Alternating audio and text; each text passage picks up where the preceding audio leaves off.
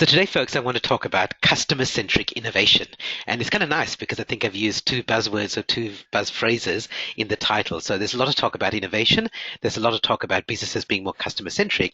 And I want to share with you today some ideas about how to be innovative in your business, but in a way that's customer-centric. And we'll talk about what those things mean as we go along. As with all my webinars, I want to make this really practical and valuable for you. So as you go, please capture your ideas and don't be tempted to only capture the ideas that you think are really simple for you to implement. I'd love it for you to be able to take ideas that are simple. So you might go, okay, stop everything. Today or tomorrow, I've got this really great idea that I'm going to put into practice. There may be things that you think, okay, I'm going to take a bit of a pause in the next couple of weeks and put this idea into practice. Or I really like this idea, but I know that it's a slightly more long-term thing, so I'm going to make it a project rather than a simple action on my to-do list. So I'd love you to think about ideas in all those three categories. And at the end of the webinar, I'll ask you to share some of the ideas because other people also like to know and they learn from what other webinar attendees get. Okay, so I'm going to do, given that we're talking about customer-centric innovation today, I'm going to do what I'm calling the world's first customer-centric webinar. And that means that I'm going to hand over a lot of the webinar to you. So today's webinar is only going to work if you take part. So if you've come along because you're just going to sit there and listen to the webinar in the background while you're checking your email, you're not going to get value from it. And if everybody does that, no one's going to get value from today's webinar. It's going to be very different from the sort of webinar where somebody just presents for half an hour and you can just sit there listening passively, occasionally asking a question. It's going to be very interactive and engaging. And in fact, I'm going to ask you to drive the webinar for me and engage quite a lot. So if everybody engages, we're going to have a great experience. And if everybody doesn't, then I'm going to be disappointed. And my only consolation is that it wasn't my fault, it was yours. Okay, so this is very much going to be an interactive webinar, and I'm going to ask you to drive it and engage. And I'll show you what that means as we go. So first, to get started, given that I've used those two buzz phrases, innovation and customer-centric, I'd like to know, there's no right or wrong answer to this, but if you can just answer in the question box, what does innovation mean to you? So when you think about innovation in your business, in your practice, in general, what does it mean to you? So just type in what you think. And as I said, there's no right or wrong answer. I just want to know what you think.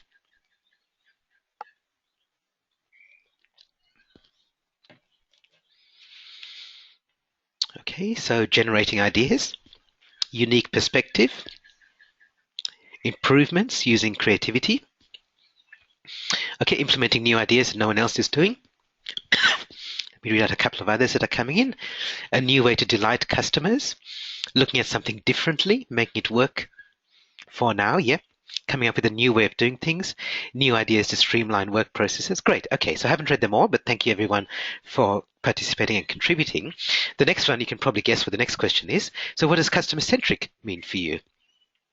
Or mean to you? When you hear people use that buzz phrase, customer-centric, what do you think it means for you?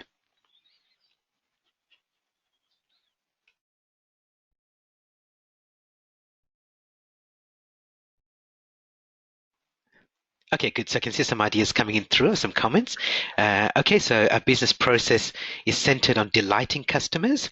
The customer is the first in line of my business, taking the customer's point of view, concentrating on what the customer wants, based on real customer needs, customer focus on what they need, focus on what the customer wants, not what you think they need. Focusing on the customer's needs. Fantastic. Great. Thank you, everyone. Thanks for participating. So you've passed the first test of engaging.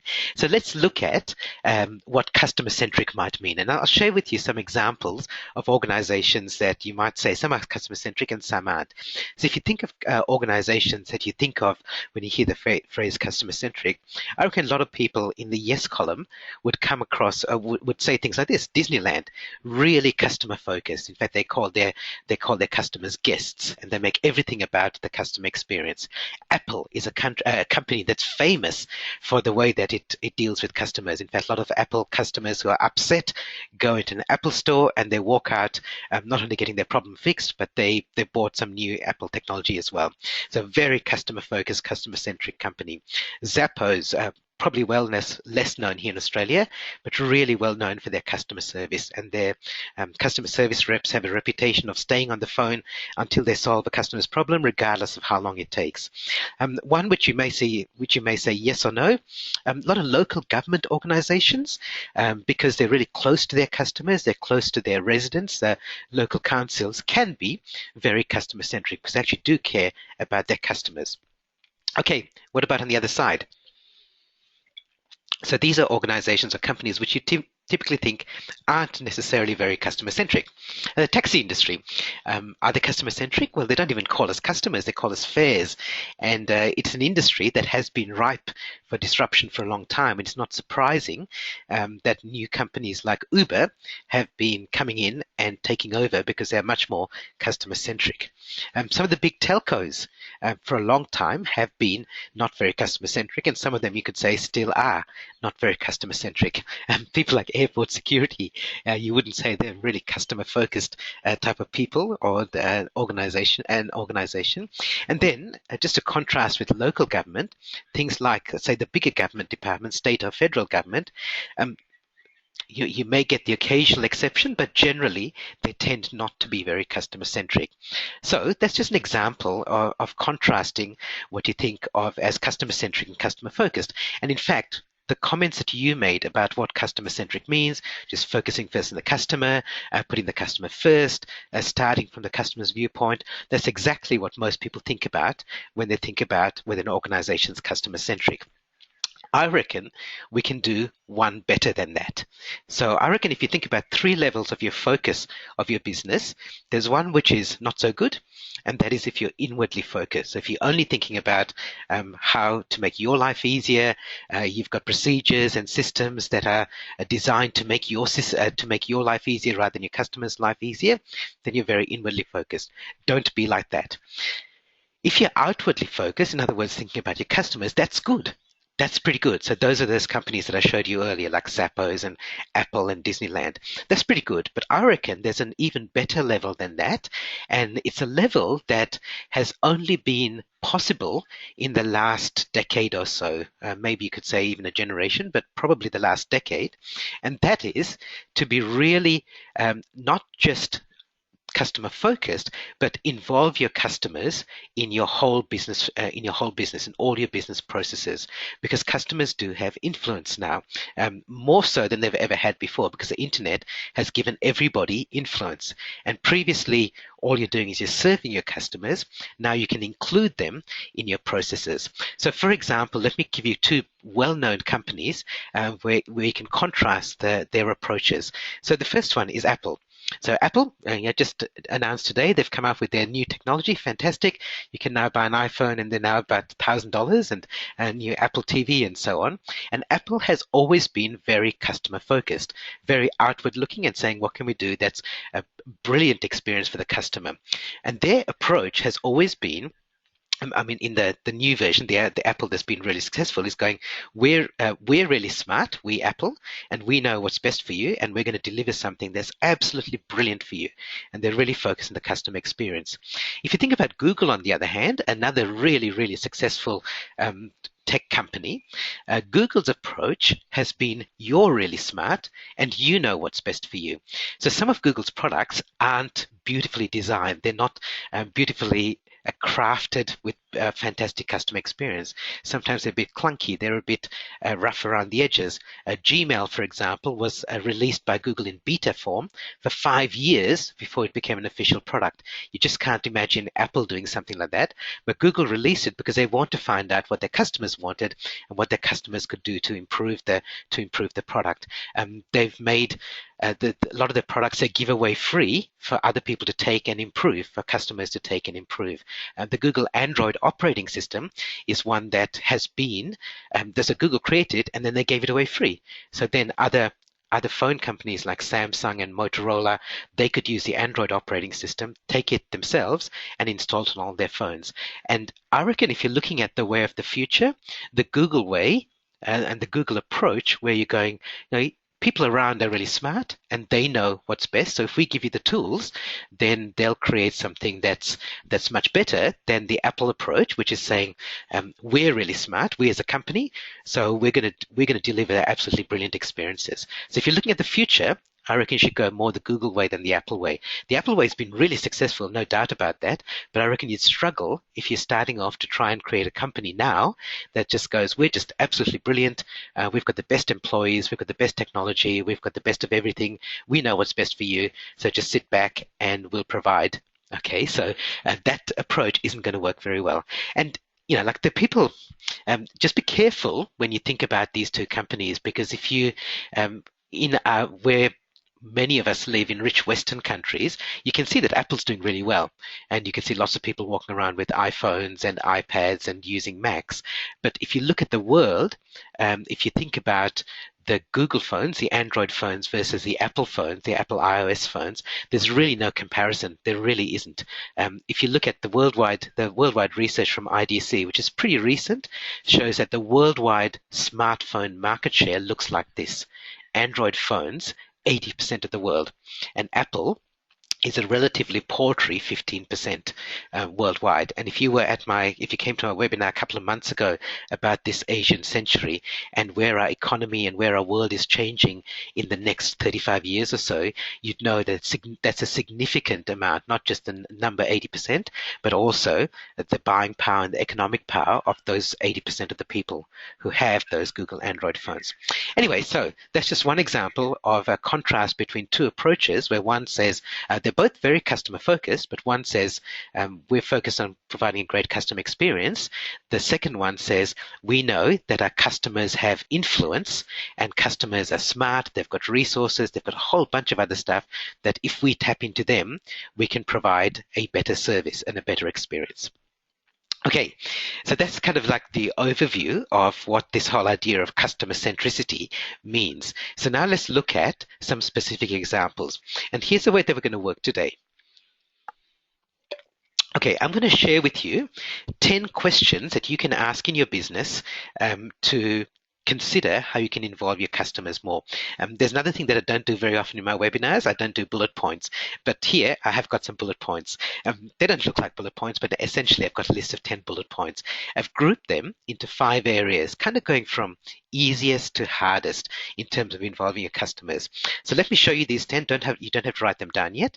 So the first couple is how can we listen more to our customers and what ideas have they got that we could actually use. Then thinking about how you connect your customers with each other individually. So how can they help each other and how can they benefit by working in groups? The next one is actually being more social, because people like the whole idea of being more social now. So how can we help customers previous customers helping new customers, as well as how do customers find others like them? So how can we facilitate that?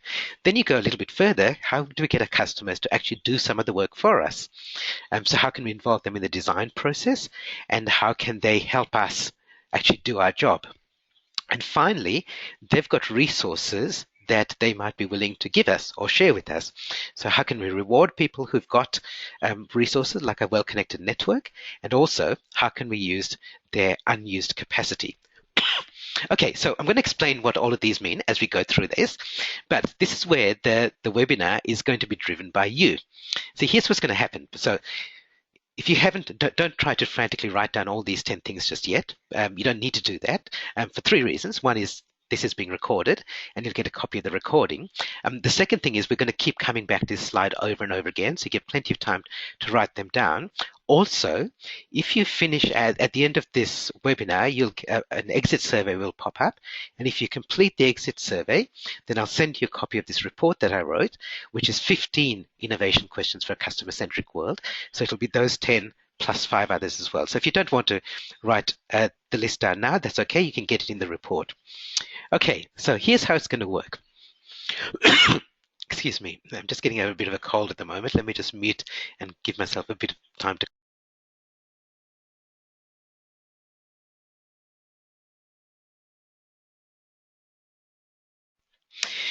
All right. Okay. So I've been talking a lot, but actually, in the next few segments, I won't be talking as much. So, and this is how it's going to work. So we've got these 10 things here. So in a minute or so, I'm going to get you to vote on to select which one of these, which one or more of these 10 you're most interested in. Okay. So if you're interested in numbers 1, 6, and 8, then just type in the question box 1, 6, and 8. Don't do it just yet, but that's what I'll ask you to do.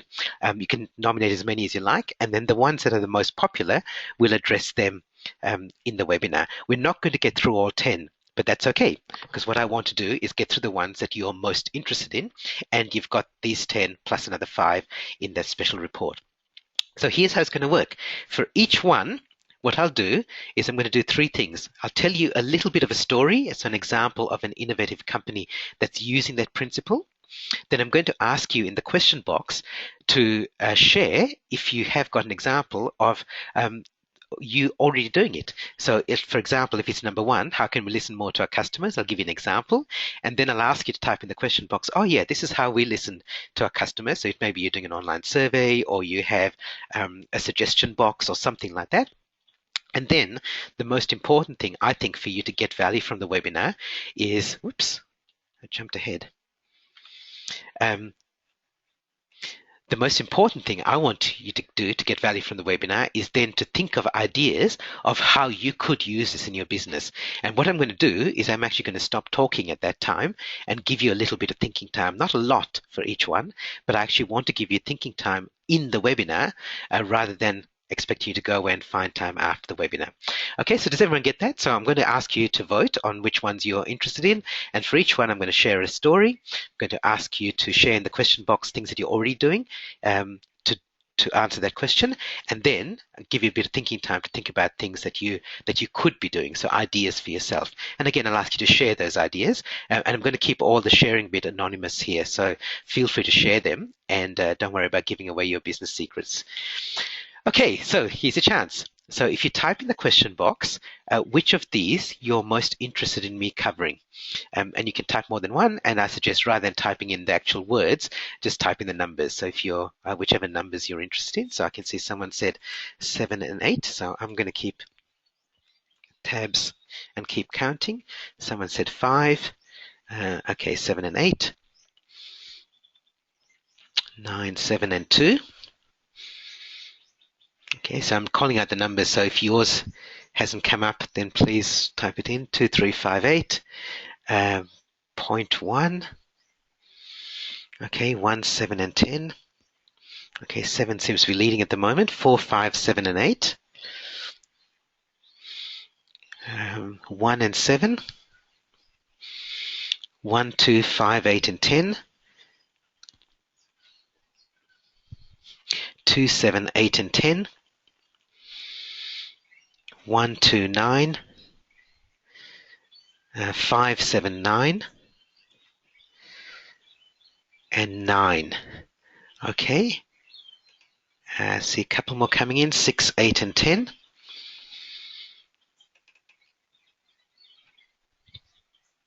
Okay, I think that's about it. I'll give you another 5 seconds if you want to get in your votes, but otherwise I think that might be it. Okay, great. Thank you, everyone. Thanks for participating. So this is it. So this is what I meant by saying the webinar is going to be driven by you. So I reckon 7 and 8 are very popular. So let's do that. Those two were the most popular. 7, 8, 1, 2, and 5. And then 9 and 10 were the next two. So we'll see how many we get through. And as I said, this is very much going to be driven by you. So we'll spend as much time as we've got to go through as many of them as we can. But with the order we're going to do them is 7, 8, 1, 2, 5. And let's see how many we get through. All right, so let's start with number 7. So this is the way, as I said, the way it's going to work is I'm just going to jump through this. So I had no idea and I have no agenda in doing them in a particular order. I'm just going through with what you said. All right, so number 7 is how do you involve your customers in the design process? So in the past, it was that a smart company would say, okay, we'll design everything, we'll create a great product and deliver it. Now, more and more, people are getting their customers involved earlier. So this one example, this is called Street Mix, and it's a service that lets you design the layout of streets. And one company that's using this, or one organization using this, is Auckland City Council in New Zealand. So when they want to create a new layout in some streets, before they send in the bulldozers and the demolition crews and start laying the tar, what they do is they publish their proposed design using the Street Mix service online. And the Street Mix service is it's a free service actually created by somebody for people, generally for councils.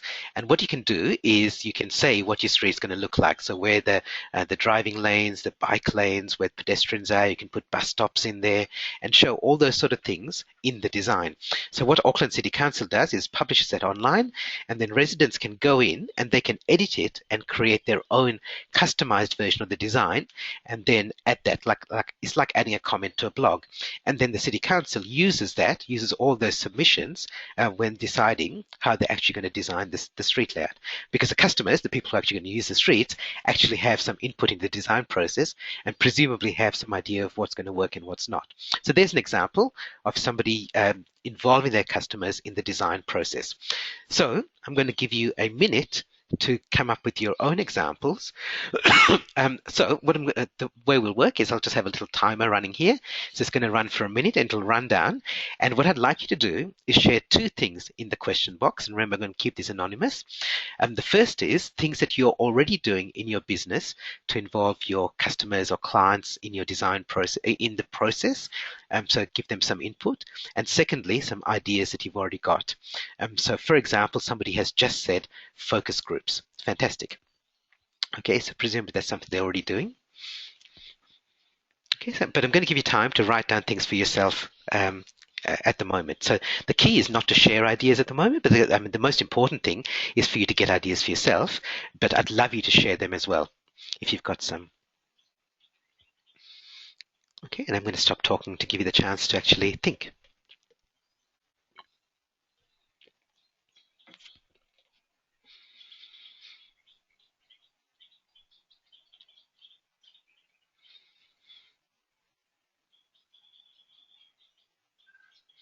Okay, great. Okay, so we've run through a minute, and I know I was talking through a little bit of that, so next time I'll resist the temptation to do that. Okay, so let's see some of the comments coming in. So don't have this in progress yet. So this somebody said not doing it. Unfortunately, not doing much. Okay. Some examples that are coming through: customer surveys, communities of interest groups. Yeah. Okay. Somebody asked, is there a website equivalent of Street Mix? Interesting question. Ask them how they would like the training presented. So this is from a trainer. Present prototypes to my target market, and they choose which goes into production. Look at what other sectors are doing locally and globally. Great. Okay, fantastic. So I'm really pleased that we started with this one. It was a bit of a coincidence. I didn't know that we were going to start with this one, but I'm really pleased because this is exactly how I'm running this webinar. I'm giving you some input into how we prioritize the things that we address in the webinar. All right, so let's go back. So we've done that first one. The second one was number 8. So how can customers help us actually do the work for us? All right, so let me again share with you a story. This is a story about Monmouth. Monmouth is a town in Wales, and it calls itself the world's first Wikipedia town. Because what the town council there has done is they've created their private version of Wikipedia with information about all the interesting places and things of interest in Monmouth. And what they do is they have these ceramic plaques which they attach to historical places, places of interest, one down by the river, as you can see here. And then anybody who's passing by, tourists or residents or whoever, pulls out their smartphone, scans the QR code, and it goes to a private Wikipedia page on the Monmouth Wikipedia site. And the thing that I'm pointing out here is not just that it's got a Wikipedia site, but that it's managed by the residents and the citizens. So the council set it up, and it's their responsibility, but it's actually the citizens and the residents who do the work. In fact, they're the ones, this is the woman who actually creates the plaques as well. So the council has created this environment where people who are passionate can actually contribute and do some of the work. So what can you do to get your customers to actually do some of the work for you? If you people who know Alicia Curtis, Alicia's fantastic at creating environments. So she's a leadership expert, and she's fantastic at creating environments where other people want to contribute and they're passionate about it. So she created an online community and then ask for volunteers to do things like be the blogging expert and manage a whole bunch of other bloggers who are going to blog within the community. And she did that, and they did that. So rather than Alicia doing all the work or paying other people in her organization to do the work, she was able to get people who are passionate to actually do the work in the business for her. Okay, so what are the sort of things that you could do? So again, I'm going to give you a minute and we'll start the timer now. And again, two things to share, please: what you're already doing, and then things that you might think for your business are things that you might want to do.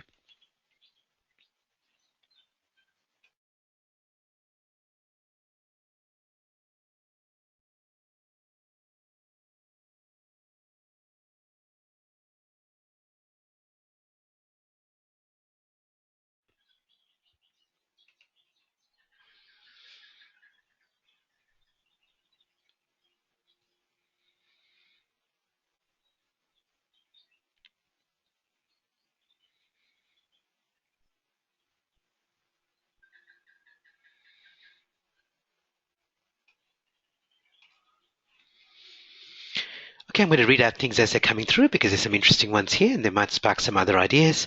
Um, so, for example, a private Facebook page, a private online forum for sharing business ideas, use Facebook to provide comments on certain issues and problems, um, might do students giving hints on topics and form a blog. Yeah, great. Tailored business solutions for their captive audience. Customers try on a prototype for a few weeks and then get feedback and send sample customers a draft of an ebook for comment. Okay, great. All right, let's continue. We might get through two more in the time that we've got, so let's move on. I don't want to jump to that one straight away. What I want to do is jump back to my table of contents. So we said one was the next one, which was how can we listen more to our customers. So let me share an idea that's happening in Korea. In Seoul, in South Korea, the mayor wants to get more input from their residents and for the council, and so they've created this giant sculpture which is shaped like an ear and actually records comments. So anyone passing by who wants to make a comment, positive or negative, about the council or a suggestion, can then lean into that and make their comment. And in fact, that gets recorded and broadcast through City Hall so that everyone gets to hear the comments. So they're making it really transparent. Okay, so what can you do to listen more to your customers, or that ideas that you're already doing, or ideas that you could be doing?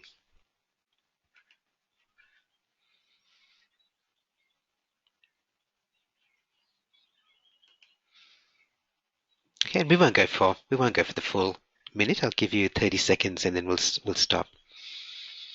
Okay, could put a link on my website. Okay, there's presumably a feedback link.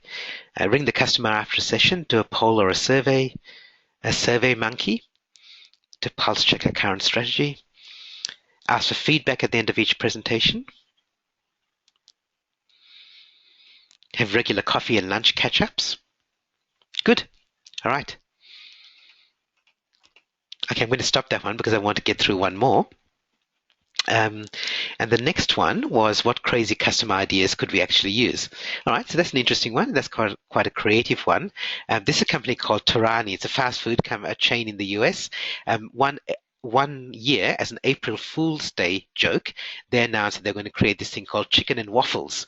And then the next day they announced that it was just an April Fool's joke, and customers were really dismayed. They really liked the idea of chicken and waffles. It came from a customer, and so now they now offer chicken and waffles as part of their menu. They wouldn't have thought of it themselves, but a customer suggested. They thought they'll put it on there as a joke, and then customers were unhappy when they took it down.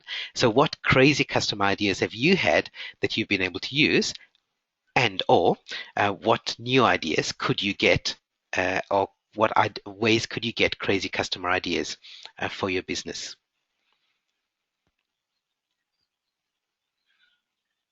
Okay, I think this one came in for that. So formalized feedback face to face rather than online. Ask them what they would like as crazy. Yep. Okay. Try before you buy.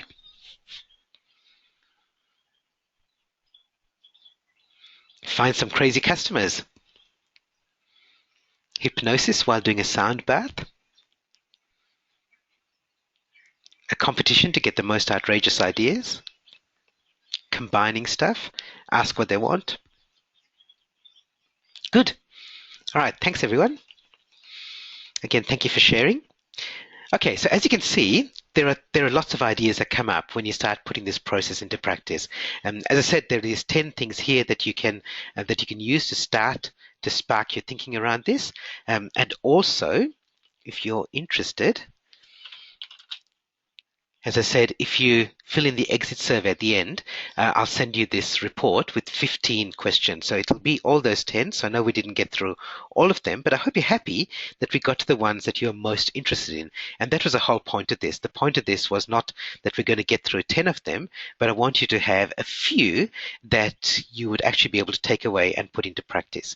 So I hope you've already got that now. I hope you've got some ideas that you can take away, use immediately in the next couple of weeks or as a 90-day project. I'd love you to share in the question box, and again, I'll keep this anonymous, what you're actually going to take away and use from the ideas that we've shared today. And I hope then you'll also have the chance to go away and get some more ideas. Okay, so I'm opening it up just for final comments, and again, I'm keeping this anonymous, and I'll just see what people are saying. And you see the slides coming up about some of my keynote presentations while that's happening. Okay, so someone says, don't discount the crazy ideas.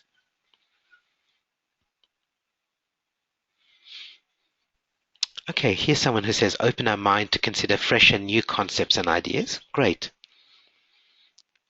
Okay, and the point I'm really making here is that your customers have smart ideas, they have resources, they have skills and expertise, and they want to share. And if you've got a good relationship with them, they would love to share it with you. Okay, so copy my format at my next meeting, at my next training. So copy your format at my next training. So I guess that you're talking about what I'm doing here, which is great. I'll ask students what they want to do on the website rather than waiting for them to contact me. Great. Going to ask customers about crazy themes at presentations. Talk to more people. Broaden my thinking about engaging customers. And closer questioning to allow good answers. Fantastic. Okay, so thanks everyone for taking part. Thanks everyone for playing along, because I know this was a little bit different from the way the webinars are usually run. It's probably a little bit different than what you were expecting when you turned up here this morning or this evening or this afternoon, wherever you are in the world. And I really appreciate you engaging and taking part, because I really do think that you get more value from it that way. And I really did want to give you a little bit of time to come up with ideas for yourself as well. So just a reminder that this is a monthly webinar series.